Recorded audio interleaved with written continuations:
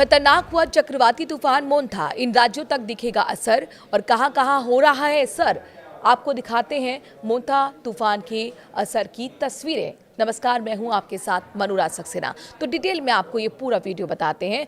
यहाँ पर तेलंगाना, छत्तीसगढ़ से लेकर उत्तर प्रदेश और बिहार और राजस्थान तक इसका असर देखने को मिला है।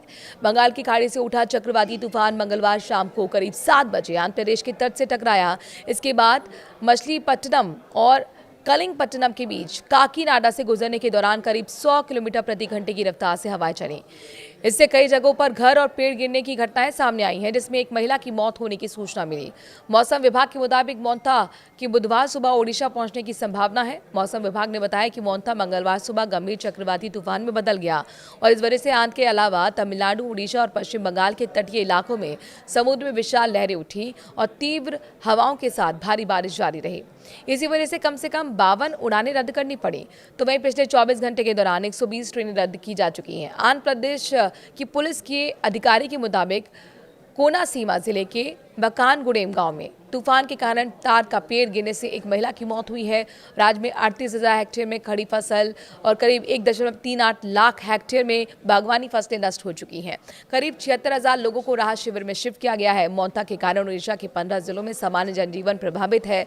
मोंथा से निपटने के लिए तैयार उड़ीसा सरकार पहले से ही 800 राहत केंद्र स्थापित कर चुकी है। तटवर्ती क्षेत्रों में एनडीआरएफ की टीमें भी पूरी तरह से मुस्तैद है। मोंथा के मद्देनजर राहत और बचाव कार्यों के लिए 45 टीमें तैनात कर दी गई हैं। इनमें 10 टीमें आंध्र प्रदेश और 6 ओडिशा में हैं, 3 तमिलनाडु और तेलंगाना में हैं, 2 छत्तीसगढ़ और 1 पुडुचेरी में तैनात की गई है। लोगों को समुद्र के करीब न जाने की सलाह भी दी गई। चक्रवात प्रभावित क्षेत्रों में बुधवार सुबह तक सड़कों पर अब वाहनों की आवाजाही स्थगित करने का फैसला लिया गया। मोंथा की दस्तक के बीच रेल मंत्री अश्विनी वैष्णव ने पूर्वी तट, दक्षिणी तट और दक्षिण मध्य रेलवे क्षेत्रों में यात्री सुरक्षा, ट्रेन नियमन, बहाली योजना और स्थानीय प्रशासन के साथ आपदा प्रबंधन एजेंसियों के साथ समन्वय के लिए किए जा रहे उपायों की समीक्षा भी की है।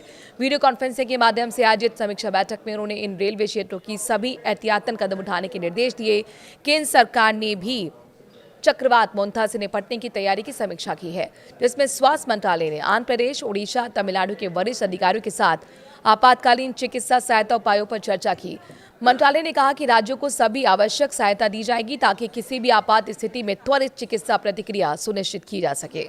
और साथ ही आईएमडी के मुताबिक मोंथा मंगलवार आंध्र प्रदेश और यानाम के तट को मचिलपट्टनम और कालिंगपट्टनम के बीच पार कर गया, जबकि काकीनाडा के दक्षिण में लैंडफॉल की प्रक्रिया पूरी हुई है। विभाग ने बताया कि ये तीव्र चक्रवाती तूफान अगले 6 घंटों में कमजोर होकर सामान्य चक्रवाती तूफान में बदल जाएगा। ओडिशा के मुख्यमंत्री मोहन चरण मांझी ने बताया है कि अब तक 11,000 से ज्यादा लोगों को सुरक्षित स्थानों पर शिफ्ट किया गया है। राहत और बचाव के लिए भी Odisha disaster rapid action force की 30 टीमें और राष्ट्रीय आपदा प्रतिक्रिया बल यानी कि जिसे एनडीआरएफ के तौर पर आप जानते हैं, उसकी 5 टीमें तैनात कर दी गई हैं।